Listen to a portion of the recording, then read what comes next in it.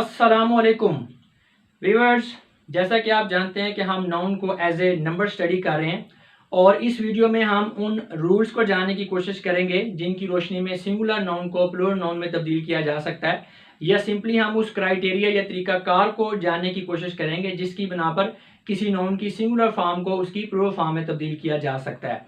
लेकिन व्यूअर्स, इस वीडियो में इस हवाले से हम चंद एडवांस रूल्स को डिस्कस करेंगे, इसलिए अगर आप सिंगुलर नाउन को प्लूरल नाउन में तब्दील करने के बेसिक रूल्स को सीखना और जानना चाहते हैं तो इसके लिए आपको हमारी इस वीडियो के फर्स्ट पार्ट को देखना पड़ेगा। लिंक भी नीचे डिस्क्रिप्शन में दे दिया गया है। इसके अलावा इन रूल्स को बेहतर तरीके से सीखने और जानने के लिए आप लोगों को सिंगुलर और प्लूरल नाउन के डिफरेंस का कॉन्सेप्ट भी अच्छी तरह से क्लियर होना चाहिए, और अगर आपको ये कॉन्सेप्ट ठीक तरह से क्लियर नहीं है तो फिर इसको सीखने के लिए आप हमारी सिंगुलर और प्लूरल नाउन के डिफरेंस वाली वीडियो को देख सकते हैं, जिसका लिंक भी नीचे डिस्क्रिप्शन में दे दिया गया है। और अगर हम बात करें सिंगुलर नाउन को प्लूरल नाउन में तब्दील करने के रूल्स की, तो इस सिलसिले में हमारे पास सबसे पहला रूल है, some nouns exhibit one meaning in the singular form while they exhibit two meanings in plural form।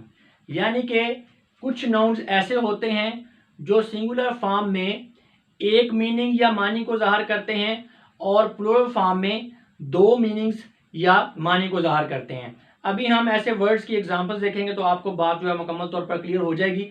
और एग्जांपल्स में हमारे पास सबसे पहला लफ्ज़ है पेन। पेन एक सिंगुलर नाउन है, सिंगुलर वर्ड है, और इसका मीनिंग है सफरिंग, यानी कि दर्द, दुख, तकलीफ, मुसीबत वगैरह। अगर हम इस वर्ड पेन की प्लूरल फॉर्म को देखें, पेन्स, तो इसके दो मीनिंग बनते हैं। पहला मीनिंग तो इसका सफरिंग ही है, और दूसरा मीनिंग इसका जो है वो केयर या एक्सर्शन, यानी कि खुसूसी तवज्जो, सख्त मेहनत और एहतियात वगैरह। व्यूअर्स, इस बात को हम एक और एग्जांपल से समझने की कोशिश करते हैं। फर्ज करें मैं आपसे कहता हूं कि मेरे सर में बड़ा पेन हो रहा है, तो इस सेंटेंस के अंदर हम जो वर्ड पेन है उसका मीनिंग जो सफरिंग है उसको ज़ाहिर कर रहे हैं। लेकिन इसके बरक्स अगर मैं एक और फिक्रा बोलता हूं, जैसे कि मैं ये कहता हूं कि उस शख्स ने इस मकसद को पाने के लिए बड़े पेन्स उठाए, बड़ी पेन्स से काम लिया, तो इस सेंटेंस के अंदर मैं जो वर्ड पेन का मीनिंग केयर और एक्सर्शन है उसको ज़ाहिर कर रहा हूं। तो व्यूअर्स, आप देख सकते हैं कि वर्ड पेन सिंगुलर फॉर्म के अंदर एक मीनिंग दे रहा है, और यही वर्ड जब प्लूरल फॉर्म में तब्दील हो जाता है यानी कि पेन्स बन जाता है तो ये दो मीनिंग्स को ज़ाहिर कर रहा है। इसी तरह हमारे पास एक और वर्ड है मैनर। सिंगुलर फॉर्म में मैनर का मतलब होता है मेथड, यानी कि किसी तरीकाकार को हम मैनर कहते हैं। और मैनर की प्लूरल फॉर्म मैनर्स जो है, इसका एक मीनिंग तो मेथड्स ही है, लेकिन इसका दूसरा मीनिंग है करेक्ट बिहेवियर, दुरुस्त बर्ताव। आपने अक्सर ही किसी को ये बात कहते हुए सुना होगा कि फलां शख्स के अंदर मैनर्स नहीं है, यानी कि उसके अंदर उठने बैठने का सलीका नहीं है। तो जब हम ऐसा कह रहे होते हैं तो उस वक्त हम इसी मैनर्स का जिक्र कर रहे होते हैं। नेक्स्ट वर्ड है कलर। सिंगुलर फॉर्म में कलर का मीनिंग है ह्यू, यानी कि रंग, और प्लूरल फॉर्म जो है इसकी कलर्स, उसका एक मीनिंग तो ये रंग ही है, ह्यूज, और दूसरा मीनिंग है इसका the flag of a regiment, यानी कि जो कलर की प्लूरल फॉर्म कलर्स है ये अपने सेकेंडरी मीनिंग में आर्मी के किसी यूनिट के झंडे को जाहिर करता है। नेक्स्ट वर्ड है स्पेक्टिकल। स्पेक्टिकल का जो सिंगुलर फॉर्म में इसका मीनिंग है वो है अ साइट, यानी कि एक नज़ारा, और इसकी जो प्लूरल फॉर्म है स्पेक्टिकल्स, उसमें पहला मीनिंग तो यही है साइट्स, नज़ारे, और इसका जो दूसरा मीनिंग है आई ग्लासेस, यानी कि हम ऐनक को भी स्पेक्टिकल्स कहते हैं। नेक्स्ट वर्ड है कस्टम। सिंगुलर फॉर्म में कस्टम का मीनिंग होता है हैबिट, यानी कि आदत, और इसकी जो प्लूरल फॉर्म कस्टम्स है उसका एक मीनिंग तो हैबिट्स ही होता है, लेकिन इसका दूसरा मीनिंग है ड्यूटीज लेविड ऑन इम्पोर्ट्स, यानी कि बरामदात के ऊपर जो टैक्स आयद होता है उसे भी हम कस्टम्स ही कहते हैं। लेकिन व्यूअर्स, आपने एक बात हमेशा याद रखनी है कि जब भी आपने इस टैक्स की बात करनी है तो आपने इसे कस्टम्स कहना है। अगर आप इसे कस्टम कहेंगे तो ये गलत हो जाएगा। इसी तरह हमारे पास नेक्स्ट वर्ड है मॉरल। तो मॉरल का जो सिंगुलर फॉर्म में मीनिंग है वो है अ मॉरल लेसन, यानी कि एक अखलाकी नतीजा या अखलाकी सबक, और प्लूरल फॉर्म में इसका पहला मीनिंग तो यही है मॉरल लेसन्स, और इसका जो दूसरा मीनिंग है वो है कंडक्ट, यानी कि चाल चलन। नेक्स्ट वर्ड है premise. تو سنگولر فارم میں اس کا میننگ ہے پروپوزیشن یعنی کہ کوئی تجویز، اور جو اس کی پلورل فارم ہے پریمیسز، تو اس کا پہلا میننگ پروپوزیشن ہی ہے، اور اس کا جو دوسرا میننگ ہے وہ بلڈنگز یعنی کہ کسی عمارت اور اس کے گرد و نواح کو ہم پریمیسز کہتے ہیں. اور نیکسٹ ورڈ ہے ہمارے پاس ایفیکٹ. سنگولر فارم میں اس کا جو میننگ ہے وہ ہے ریزلٹ یعنی کہ کوئی نتیجہ، اور جو اس کی پلورل فارم ایفیکٹس ہے اس میں یہ ریزلٹس کے علاوہ پراپرٹی کے میننگز بھی دیتا ہے. اسی طرح ہمارے پاس ایک اور ورڈ ہے نمبر، جو کہ سنگولر فارم میں کوانٹٹی اور پلورل فارم نمبرز میں کوانٹیٹیز اور ورسز کے میننگز کو ظاہر کرتا ہے. نیکسٹ ورڈ ہے گراؤنڈ. تو سنگولر فارم کے اندر جو یہ ورڈ ہے یہ دو میننگز دیتا ہے، ارتھ اینڈ ریزن یعنی کہ زمین اور وجہ، اور اس کی جو پلورل فارم ہے گراؤنڈز وہ تین میننگز دیتی ہے. تو پہلا میننگ ہے ڈریگز یعنی کہ کسی برتن کے پیندے میں بچ جانے والا جو مادہ ہوتا ہے اسے ہم ڈریگز کہتے ہیں، اور دوسرا میننگ ہے اس کا ریزنز ہے، اور تیسرا میننگ ہے enclosed land attached to house یعنی گھر کے ساتھ جو ایکسٹرا جگہ ہوتی ہے، اسے ہم میدان بھی کہہ سکتے ہیں. نیکسٹ ورڈ ہے لیٹر. تو اپنی سنگولر فارم میں یہ ورڈ دو میننگز دیتا ہے، ایک ہے اپیسل یعنی کہ کوئی مراسلہ یا خط وغیرہ، اور جو دوسرا میننگ ہے وہ ہے لیٹر آف دا الفابیٹ یعنی کہ حروف تہجی. اور یہ ورڈ اپنی پلورل فارم لیٹرز میں ان دو میننگز کے علاوہ ایک تیسرا میننگ بھی دیتا ہے، اور وہ ہے لٹریچر یعنی کہ ادب کو ہم لیٹرز بھی کہہ سکتے ہیں. آپ نے اکثر یہ محاورہ سنا ہوگا، ہی از اے مین آف لیٹرز یعنی کہ وہ بڑا ادبی آدمی ہے. تو ویورز آپ دیکھ سکتے ہیں کہ ان تمام اگزامپلز میں ہر ورڈ اپنی سنگولر فارم میں ایک یا دو میننگ رکھتا ہے، لیکن وہی ورڈ اپنی پلورل فارم میں ایک یا دو سے زیادہ میننگز کو ظاہر کر رہا ہوتا ہے. اور ویورز ہمارے پاس نیکسٹ رول ہے سم nouns exhibit to meanings in the singular form while they exhibit only one meaning in plural form. یعنی کہ کچھ ناؤنز ایسے ہوتے ہیں کہ وہ اپنی سنگولر فارم میں دو میننگز کو ظاہر کرتے ہیں، جبکہ وہ اپنی پلورل فارم میں صرف ایک ہی میننگ کو ظاہر کرتے ہیں. اب اس بات کو سمجھنے کے لیے بھی ہمیں ایگزامپلس کو دیکھنا پڑے گا، اور ایگزامپلس میں ہمارے پاس سب سے پہلے ورڈ ہے پیپل، جو کہ اپنی سنگولر فارم کے اندر دو میننگز دے رہا ہے. پہلے میننگ میں یہ مین اینڈ ویمن یعنی کہ عورتوں اور مردوں کو ظاہر کر رہا ہے، اور اس کا دوسرا میننگ ہے نیشن یعنی کہ قوم. لیکن یہ ورڈ اپنی پلورل فارم پیپلز میں صرف ایک ہی میننگ دیتا ہے، نیشنز یعنی کہ قومیں. اس کا مطلب ہے اگر کسی جگہ پر ورڈ پیپلز لکھا ہوا ہو تو آپ نے سمجھ جانا ہے کہ یہاں پر لوگوں کی نہیں بلکہ قوموں کی بات ہو رہی ہے. نیکسٹ ورڈ ہے پریکٹس. تو سنگولر فارم میں یہ دو میننگ دے رہا ہے. پہلا میننگ ہے ایکسرسائز آف اے پروفیشن یعنی کہ کسی پیشے کی مشق، اور اس ورڈ کا دوسرا میننگ ہے ہیبٹ یعنی کہ عادت. لیکن جو اس کی پلورل فارم پریکٹسز ہے اس کا ایک ہی میننگ ہے ہیبٹس یعنی کہ عادات. یعنی جہاں بھی کہیں آپ کو پریکٹس جو ہے وہ پلورل فارم یعنی پریکٹسز لکھا ہوا آپ کو نظر آئے تو آپ نے سمجھ جانا ہے کہ یہاں پہ ہیبٹس کی بات ہو رہی ہے، ایکسرسائز کی بات نہیں ہو رہی. اسی طرح ایک اور ورڈ ہے لائٹ. تو لائٹ جو ہے اس کا بھی سنگولر فارم میں دو میننگز ہیں. پہلا میننگ ہے اس کا لیمپ یعنی کہ کوئی چراغ، جیسے کہ ہم گھروں میں اکثر ہی لائٹس کا ذکر کرتے ہیں، یہ لائٹ وہ لائٹ، تو یہی والی لائٹ ہوتی ہے. اچھا، اور دوسرا میننگ اس کا ہوتا ہے ریڈینس یعنی کہ روشنی. روشنی کو بھی ہم کہتے ہیں لائٹ. کھڑکی کھول دیں تاکہ لائٹ اندر آ سکے، تو وہ جو ریڈینس ہے یا روشنی ہے اس کو بھی ہم لائٹ کہتے ہیں. تو لیکن جو اس کی پلورل فارم لائٹس ہے اس کا ایک ہی میننگ ہے، یعنی جو لائٹس ہے وہ لیمپس کو یعنی کہ چراغوں کو ہی ظاہر کرتی ہے. تو جیسے گھروں میں ہم کہتے ہیں کہ لائٹس کو آن کر دیں، لائٹس کو آف کر دیں. دیکھیں لائٹ جب بھی اپنی پلورل سینس میں ہوں گی، یعنی کہ جب لائٹس لکھا ہوگا تو آپ نے سمجھ جانا ہے کہ یہاں پہ روشنی کی بات نہیں ہو رہی، یہاں پہ یہ جو عام لائٹس ہوتی ہیں جو روشنی دے رہی ہوتی ہیں، جو چراغ ہوتے ہیں، ان کی ہم بات کر رہے ہیں. تو اسی طرح ایک اور ورڈ ہے پاؤڈر. تو اس کی سنگولر فارم میں اس کے بھی دو میننگز ہیں. پہلا میننگ ہے اس کا ڈسٹ یعنی کہ دھول، اور جو اس کا دوسرا میننگ ہے وہ ہے اے dose of medicine and fine Greens like dust یعنی کہ دوائی کی ایک خوراک جو کہ پسے ہوئے باریک ذرات کی شکل میں ہو جیسے کہ ڈسٹ ہوتی ہے، اسے بھی ہم پاؤڈر ہی کہتے ہیں. لیکن جو ورڈ پاؤڈر ہے اپنی پلورل فارم پاؤڈرز کے اندر ہمیشہ ایک ہی میننگ دے گا، یعنی کہ جو ورڈ پاؤڈرز ہے وہ ہمیشہ ڈوزز آف میڈیسن یعنی کہ دوائی کی خوراک کو ہی ظاہر کرے گا۔ تو ویورز آپ نے ہمیشہ یہ خیال رکھنا ہے کہ اگر کسی جگہ پہ پاؤڈر کی پلورل فارم لکھی ہوئی ہے یعنی کہ پاؤڈرز لکھا ہوا ہے تو اس کا مطلب ہمیشہ ڈوزز آف میڈیسن ہوگا، ڈسٹ نہیں ہو سکتا۔ تو ویورز آپ دیکھ سکتے ہیں کہ ان تمام اگزامپلز میں ہر ورڈ اپنی سنگولر فارم میں دو میننگز رکھتا ہے، لیکن اپنی پلورل فارم کے اندر ہر ورڈ جو ہے وہ صرف ایک ہی میننگ کو ظاہر کر رہا ہے۔ نیکسٹ رول ہے some nouns exhibit different meanings in singular and plural form، یعنی کہ کچھ ناؤنز ایسے ہوتے ہیں جو اپنی سنگولر اور پلورل فارم میں الگ الگ میننگ دیتے ہیں، الگ الگ مطلب رکھتے ہیں۔ ویورز یہ بڑا انٹرسٹنگ پوائنٹ ہے اور تھوڑا سا غور طلب بھی ہے، کیونکہ ایسے ورڈز کو استعمال کرتے ہوئے ہم اکثر ہی غلطیاں کر دیتے ہیں۔ تو اگر ہم ان کی ایگزامپلس کو دیکھیں تو اس میں ہمارے پاس سب سے پہلا ورڈ ہے آئرن۔ تو سنگولر فارم میں آئرن کا مطلب ہوتا ہے a kind of metal، یعنی کہ آئرن ایک دھات کا نام ہے، ایک دھات ہے یہ۔ لیکن اگر ہم اس کی پلورل فارم آئرنز کو دیکھیں تو اس کا مطلب ہے فیٹرز، یعنی کہ ہتھ کڑی۔ تو ویورز آپ دیکھ سکتے ہیں کہ ورڈ ایک ہی ہے، لیکن سنگولر فارم میں یہ کچھ اور میننگ دے رہا ہے اور پلورل فارم میں یہ کچھ اور مطلب رکھ رہا ہے۔ تو اسی طرح ہمارے پاس ایک اور ورڈ ہے گڈ۔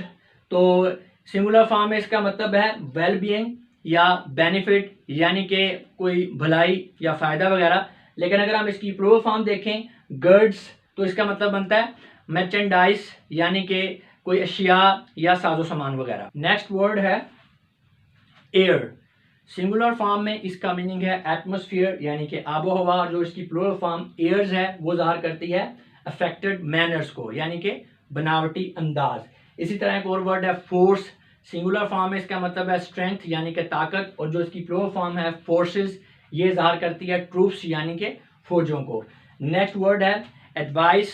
سنگولر فارم میں اس کا مطلب ہے کونسل، یعنی کہ کوئی نصیحت یا مشورہ وغیرہ، اور جو اس کی پلورل فارم ایڈوائسز ہے یہ ظاہر کر رہی ہے انفارمیشن، یعنی کہ معلومات کو۔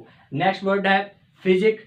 تو سنگولر فارم میں اس کا مطلب ہے میڈیسن، یعنی کہ کوئی دوائی، اور جو اس کی پلورل فارم ہے فزکس، اس کا مطلب ہوتا ہے نیچرل سائنس، جو کہ ایک سبجیکٹ کا نام ہے۔ اسی طرح ورڈ رسپیکٹ جو ہے سنگولر فارم میں اس کا مطلب بننا ہے ریگارڈ، یعنی کہ احترام، اور جو اس کی پلورل فارم رسپیکٹس ہے یہ ظاہر کر رہی ہے کمپلیمنٹس کو، یعنی کہ کوئی تعریف وغیرہ۔ نیکسٹ ورڈ ہے کمپس۔ سنگولر فارم میں اس کا مطلب ہے ایکسٹینٹ رینج، یعنی کہ کوئی حد یا دائرہ وغیرہ، اور جو اس کی پلورل فارم ہے کمپسز، اس کا مطلب ہے an instrument for drawing circles, یعنی کہ دائرے بنانے کے لیے استعمال ہونے والا آلہ۔ تو ویورز آپ دیکھ سکتے ہیں کہ ان تمام ایگزامپلز میں ہر ورڈ اپنی سنگولر اور پلورل فارم میں مختلف میننگ کو، مختلف معنی کو ظاہر کر رہا ہے۔ نیکسٹ رول ہے some nouns have two different words for the plural form each with the different meaning، یعنی کہ کچھ ناؤنز ایسے ہوتے ہیں کہ وہ اپنی پلورل فارم کو دو مختلف ورڈ سے ظاہر کرتے ہیں، اور یہ جو دو پلورل ورڈز ہوتے ہیں یہ میننگ کے لحاظ سے ایک دوسرے سے مختلف ہوتے ہیں، یعنی کہ یہ دو ورڈ جو ہیں یہ مختلف میننگ کو ظاہر کر رہے ہوتے ہیں۔ جیسا کہ ہمارے پاس ایک ورڈ ہے کلاتھ۔ تو کلاتھ کو پلورل فارم میں کلاس بھی کہہ سکتے ہیں اور کلوتھس بھی کہہ سکتے ہیں۔ تو کلاس کا مطلب ہوتا ہے kinds are pieces of cloth, یعنی کہ کپڑے کی قسمیں یا کپڑے کے ٹکڑے، اور کلوتھس کا میننگ ہوتا ہے گارمنٹس، یعنی کہ ملبوسات۔ اسی طرح ہمارے پاس ایک اور ورڈ ہے انڈیکس۔ تو اس کی بھی دو پلورل فارمز ہیں انڈیکسز اور انڈیسیز۔ تو انڈیکسز کا مطلب ہوتا ہے tables of contents to books, یعنی کہ فہرست کا خانہ، اور انڈیسیز کا مطلب ہوتا ہے سائنس یوزڈ ان الجبرا، یعنی کہ الجبرا کی علامتیں۔ نیکسٹ ورڈ ہے بردر۔ تو اس کی بھی دو پلورل فارمز ہیں بردرز اینڈ بریدرنز۔ تو بردرز کا مطلب ہوتا ہے sons of the same parent, یعنی کہ بھائی، اور بریدرن کا مطلب ہوتا ہے ممبرز آف اے سوسائٹی اور اے کمیونٹی، یعنی کہ کسی معاشرے یا برادری کے افراد۔ نیکسٹ ورڈ ہے پینی۔ تو پینی کی بھی دو پلورل فارمز ہیں پینیز اینڈ پینس۔ تو پینیز کا مطلب ہوتا ہے نمبرز آف کوائنز، یعنی کہ بہت سارے سکوں کو ہم پینیز کہتے ہیں، اور جو پینس ہے پینس کا مطلب ہوتا ہے اماؤنٹ ان ویلیو، یعنی کہ قدر کی مقدار۔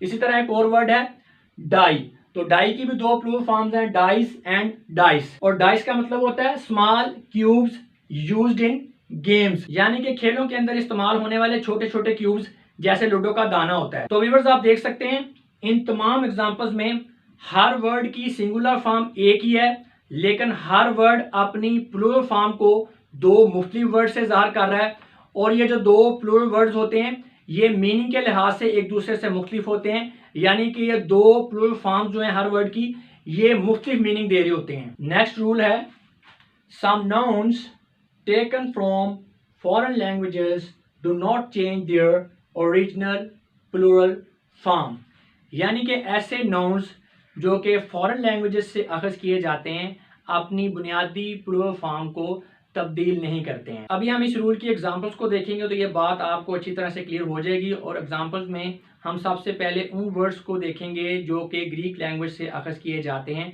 तो उसमें हमारे पास सबसे पहले एक वर्ड है क्राइसिस, जिसकी प्लूरल फॉर्म है क्राइसिस। और व्यूअर्स ये word crisis basically Greek word है। देखिए व्यूअर्स ये थोड़ी समझने वाली बात है, ये जो वर्ड क्राइसिस है ये अपनी प्लूरल फॉर्म के अंदर अपने ग्रीक ओरिजिन को मेंटेन रखता है, यानी कि ये वर्ड क्राइसिस जिस ग्रीक वर्ड से अखज़ किया जाता है उस ग्रीक वर्ड की जो प्लूरल फॉर्म है उसे हम एज इट इज़ ही इंग्लिश वर्ड क्राइसिस की प्लूरल फॉर्म के तौर पर यूज़ कर लेते हैं। और बाकी एग्जांपल्स में भी ऐसे ही होता है, जैसे कि क्राइटेरियन से क्राइटेरिया, एक्सिस से एक्सिस, हाइपोथेसिस से हाइपोथेसिस, बेसिस से बेसिस, एनालिसिस से एनालिसिस, पैरेंथेसिस से पैरेंथेसिस, फेनोमेनन से फेनोमेना एटसेट्रा। तो व्यूअर्स आप देख सकते हैं कि इन तमाम एग्जांपल्स में हर वर्ड अपनी प्लूरल फॉर्म के अंदर उसी ग्रीक वर्ड की प्लूरल फॉर्म को यूज़ करता है जिससे वो अखज़ किया होता है। अब हम उन वर्ड्स की एग्जांपल्स को देखेंगे जिन्हें लैटिन लैंग्वेज से अखज़ किया गया है। उसमें हमारे पास सबसे पहले एक वर्ड है मेमोरेंडम, इसकी प्लूरल फॉर्म है मेमोरेंडा। तो ये जो वर्ड है मेमोरेंडा ये बेसिकली एक लैटिन वर्ड है, और आप देख सकते हैं कि ये मेमोरेंडम की प्लूरल फॉर्म के अंदर as it is Greek form के अंदर ही यूज हुआ है। इसी तरह एक वर्ड है इंडेक्स, तो इसकी प्लूरल फॉर्म है इंडिसेस। नेक्स्ट वर्ड है फॉर्मूला, इसकी प्लूरल फॉर्म है फॉर्म्यूली या फॉर्मूलस। इसी तरह टर्मिनस से टर्मिनाई या टर्मिनसिस, और रेडियस से रेडियाई, इरेटम से इरेटा। और अब हम चंद फ्रेंच वर्ड्स को भी देख लेते हैं। इसमें हमारे पास एक वर्ड है मिसियर, इसकी प्लूरल फॉर्म है मिसियर्स। इसी तरह वर्ड है मैडम, इसको दो तरह से लिखा जा सकता है, ऐसे भी और ऐसे भी, और इसकी प्लूरल फॉर्म है मैडेम। और अगर इटालियन वर्ड्स की बात करें तो उसमें हमारे पास एग्जांपल के तौर पर एक वर्ड है बैंडिट, तो इसकी प्लूरल फॉर्म क्या है बैंडिटी या बैंडिट्स। अब ये जो बैंडिटी है ये एक इटालियन वर्ड है। तो आप देख सकते हैं कि इंग्लिश में लफ्ज़ बैंडिट है सिंगुलर फॉर्म में, लेकिन जो इसकी प्लूरल फॉर्म है वो as it is Italian form में यूज हुई है, यानी कि बैंडिटी। इसी तरह हमारे पास एक हिब्रू वर्ड है सेरफ, तो सेरफ की प्लूरल फॉर्म सेराफिम भी हो सकती है, सेरफ्स भी हो सकती है। इसी तरह एक वर्ड है चेरब, इसकी प्लूरल फॉर्म चेरोबिम भी हो सकती है और चेरब्स भी हो सकती है। तो व्यूअर्स आप देख सकते हैं कि इन एग्जांपल्स में ये तमाम वर्ड्स किसी न किसी फॉरेन लैंग्वेज से अखज़ किए गए हैं, और हर वर्ड अपनी प्लूरल फॉर्म के अंदर उसी फॉरेन लैंग्वेज के वर्ड्स की प्लूरल फॉर्म को यूज़ करते हैं जिससे ये अखज़ हुए होते हैं। व्यूअर्स अब आखिर में मैं आप लोगों से एक इंतहाई अहम इंफॉर्मेशन शेयर करना चाहता हूँ, और वो इन्फॉर्मेशन ये है कि नाउन की नंबर के लिहाज से स्टडी एक इंतहाई अहम और बहुत बड़ा टॉपिक है, और यही वजह है कि मुझे आप लोगों को इस टॉपिक को कॉम्प्रिहेंसिवली समझाने के लिए इस टॉपिक को 4 वीडियोस के अंदर ऑर्गेनाइज करना पड़ा है, जिसमें से पहली वीडियो में नाउन का नंबर के लिहाज से इंट्रोडक्शन है और इसमें सिंगुलर और प्लूरल नाउन के डिफरेंस को समझाया गया है, और इस वीडियो का जिक्र अभी मैं ये जो वीडियो आप देख रहे हैं इसके स्टार्ट में भी कर चुका हूँ। और जो दूसरी वीडियो है उसमें नाउन की नंबर के लिहाज से जो 2 काइंड्स हैं रेगुलर और इरेगुलर नाउन, उसके डिफरेंस को क्लियर किया गया है। तीसरी और चौथी वीडियोस के अंदर जो है वो सिंगुलर नाउन को प्लूरल नाउन के अंदर तब्दील करने के जो रूल्स हैं उनको सिखाया गया है। इनमें से एक वीडियो में बेसिक रूल्स और दूसरी में एडवांस रूल्स को सिखाया गया है, और एडवांस रूल्स वाली वीडियो इस वक्त आप देख रहे हैं, और बेसिक रूल्स वाली जो वीडियो है उसका जिक्र भी मैं इस वीडियो के स्टार्ट में भी कर चुका हूँ।